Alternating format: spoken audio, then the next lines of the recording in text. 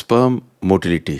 Motility मतलब sperm की रफ्तार, आगे बढ़ने की रफ्तार क्यों कम होती है? बेबी नहीं हो रहा मेरे, स्पर्म की मोटिलिटी क्यों कम हो गई? क्या कोई इसका इलाज है? मोटाइल चाहिए क्यों? क्या मोटिलिटी अगर पुअर है तो बच्चा नहीं होगा? मैं डॉक्टर सुनील जंदन, रिप्रोडक्टिव मेडिसिन स्पेशलिस्ट, सबसे ज़्यादा आनंद प्राप्त होता है आपको बेबी देने में। इस वीडियो में स्पर्म मोटिलिटी के बारे में आपको सब कुछ बताने वाला हूँ। सबसे पहली चीज़ तो बताऊँगा कि स्पर्म्स स्विम क्यों करते हैं। दूसरा बताऊँगा मोटिलिटी सीमन हेल्थ के लिए ज़रूरी क्यों है। तीसरा बताऊँगा मोटिलिटी को मेजर कैसे करते हैं। चौथा बताऊँगा क्या क्या चीज़ें हैं जो स्पर्म की मोटिलिटी को अफेक्ट करती हैं। पांचवा बताऊँगा आप अपने स्पर्म की मोटिलिटी को ठीक कैसे कर सकते हैं। और एंड में दूंगा एक बोनस टिप। पर ये सारी चीज़ें बताने से पहले आपको एक चीज़ बताऊं, मुझको सबसे ज़्यादा आनंद आपको बेबी देने में आता है। इस वीडियो को लाइक, शेयर, सब्सक्राइब अवश्य कर दें, सिर्फ इस कारण से कि आपको जो मैं बताने वाला हूँ बहुत लोग नहीं बताएंगे, और अगर आप शेयर करेंगे तो ना जाने क्यों किसके पास में ये पहुँच के उनका फ़ायदा करे। Why do sperms swim? Sperm तैरता क्यों है? स्विम इसलिए करता है कि ये बड़ी खास बात आपको बताता हूँ। करीब करीब 100 मिलियंस स्पर्म्स रिलीज होते हैं वेजाइना के अंदर। सर्विक्स के थ्रू आगे बढ़ने में ये 1 मिलियन के आसपास रहते हैं। फिर आगे यूट्रस की कैविटी में जाते हैं और बच्चेदानी की कैविटी के अंदर ये जाने के बाद में कुछ रह जाते हैं, मतलब करीब 10,000 तक, और यहाँ पर आकर कुछ हज़ार ही रह जाते हैं। पर ये स्पर्म्स अगर इनमें मोटिलिटी ना हो तो ये आगे चल के यहाँ पहुँच के नलों के अंदर जाके अंडाशय में अंडे के पास नहीं पहुँच सकते। स्पर्म है क्या? स्पर्म है एक जेनेटिक मटेरियल का कैरियर। मतलब जो फादर एक बच्चे में देता है वो स्पर्म कैरी करके अंडे पे ले जाता है, इसलिए इसमें मोटिलिटी होनी ज़रूरी है। हाँ, एक चीज़ को मैं छोटी सी बता दूं कि स्पर्म इंटरकोर्स से ही जाता है, लेकिन कभी कभी जो इंटरकोर्स में वीर्य से पहले कभी कभी थोड़ा सा पदार्थ जो आता है जिसे प्रीकम बोलते हैं, उसमें भी स्पर्म हो सकता है। तो ये मत सोचिए कि सिर्फ इंटरकोर्स से ही स्पर्म जा सकता है, प्रीकम होने में, बाहर इजैकुलेट होने के बाद भी स्पर्म जा सकता है।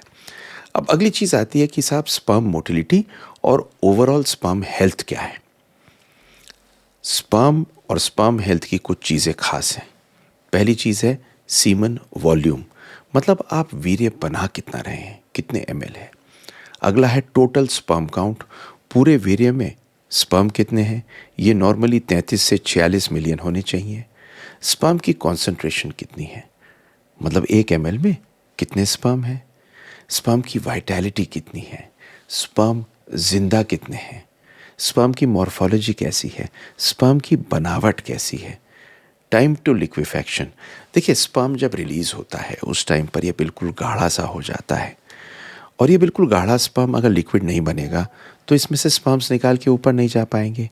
तो ये जो टाइम होता है लिक्विफैक्शन का, ऐसा नहीं कि कई दिन तक होगा, इतने में तो स्पर्म मर जाएंगे। तो ये नॉर्मली 20 से 30 मिनट होना चाहिए। स्पर्म में एसिड है या एल्कलाइन है, अब जो सैंपल है उसका पीएच बड़ा इंपॉर्टेंट है। और अगली बात है इसके अंदर पस सेल तो नहीं है। तो पूरी हेल्थ को जज करने के लिए ये सब चीज़ें देखते हैं, उसमें से एक बहुत इंपॉर्टेंट चीज़ है मोटिलिटी। स्पर्म मोटिलिटी को जब हम जज करते हैं तो 4 चीज़ें जज करते हैं। थोड़ा सा एक बहुत कॉम्प्लिकेटेड चीज़ को सिंप्लीफाई करके बताना चाह रहा हूँ क्योंकि मैं चाहता हूँ आपको ये मालूम चले। तो एक तो होती है परसेंटेज मोटिलिटी, मतलब जितने भी स्पर्म 1 ml में हैं उनमें कितने परसेंट आपके मोटाइल हैं। तो 20%, 25%, 30%, लेकिन जो स्पर्म्स हैं उनमें से, तो इसको बोलते हैं परसेंटेज मोटाइल कॉन्सेंट्रेशन। अब अगला आ गया total motile sperm count. Total motile sperm count का मतलब जितना भी आपका स्पर्म है उसमें टोटली मोटाइल कितना है, यह है टोटल मोटाइल स्पर्म काउंट। अगली चीज़ आती है जो इम्पॉर्टेंट है कि सारे मोटाइल स्पर्म काम के नहीं होते। जो प्रोग्रेसिवली मोटाइल होगा आगे भागता हुआ वही तो अंडे पे जाएगा। जो वहीं पे घूमता जा रहा है नॉन प्रोग्रेसिव मोटिलिटी वाला, वो तो काम का नहीं होगा। तो ये देखा गया है कि जब भी हम कैलकुलेट करते हैं तो हम उस सैंपल के अंदर मोटिलिटी देखते हैं, प्रोग्रेसिव मोटिलिटी देखते हैं, नॉन प्रोग्रेसिव मोटिलिटी देखते हैं। तो प्रोग्रेसिव मोटिलिटी वो होती है जो स्पर्म आगे की तरह जा रहा होता है या बड़े बड़े सर्कल में जा रहा होता है। नॉन प्रोग्रेसिव वो होता है जो वहीं पे घूम रहा होता है। हमें चाहिए प्रोग्रेसिव मोटिलिटी। तो प्रोग्रेसिव मोटिलिटी किसी भी रूप में, अगर टोटल मोटिलिटी को हम 40% मानते हैं जो हमें चाहिए, उसमें से प्रोग्रेसिव मोटिलिटी करीब करीब 32% के आसपास होनी चाहिए। तो what affects sperm motility? Sperm की मोटिलिटी को अफेक्ट क्या क्या करता है? तो देखिए, जिन लोगों की मोटिलिटी कम होती है नॉर्मली उनका स्पर्म का नंबर भी कम होता है। ऐसा नहीं है कि एक ही चीज़ हो, लेकिन कुछ चीज़ें जो मोटिलिटी को अफेक्ट करती हैं वो करती हैं केमिकल, नंबर एक। नंबर दो, बीमारी जैसे कि डायबिटीज़, बुखार बहुत लंबे टाइम तक होना, टेस्टिस में सूजन और कुछ कैंसर्स। एक्सपोजर अगर आपको हीट और कोल्ड का बहुत हो तब भी अफेक्ट करती है। और लाइफस्टाइल की चीज़ें जैसे स्मोकिंग, ये सब चीज़ें दिक्कत देती हैं। और एक चीज़ जो बहुत अफेक्ट करती है वो होती है एक बीमारी जिसको बोलते हैं वेरिकोसील, जिस पे कई सारी वीडियोस हैं, आपको मैं यहाँ पे लिंक करूँगा जो मेरे डिस्क्रिप्शन में होगा।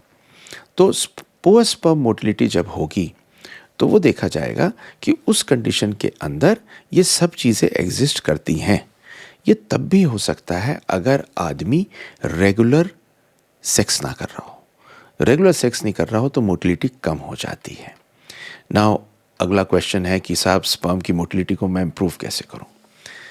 तो जो मेडिकल कंडीशन है, जैसे एक तो इन्फेक्शन होता है, उसको ढूंढना होगा।